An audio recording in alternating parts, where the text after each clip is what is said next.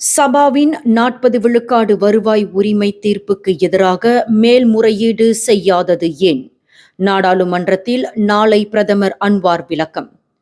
சபா மாநிலத்திற்கு 40 விழுக்காடு வருவாய் திருப்பித் தரப்பட வேண்டும் என்ற கொத்தகினபாலு உயர் நீதிமன்றத்தின் தீர்ப்பு குறித்த விரிவான விளக்கம் நாளை நாடாளுமன்றத்தில் சமர்ப்பிக்கப்பட உள்ளது.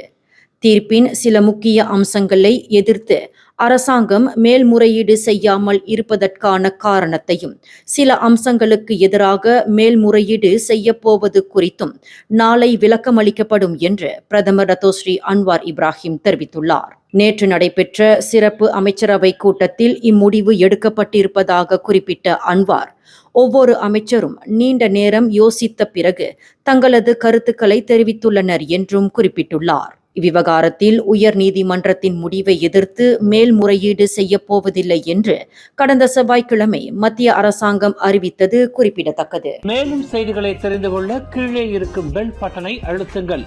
உங்கள் மகிழ்ச்சியை வெளிப்படுத்த லைக் மற்றும் ஷேர் செய்யுங்கள். தொடர்ந்து திசைகளோடு இணைந்திருக்க சப்ஸ்கிரைப் செய்யுங்கள்.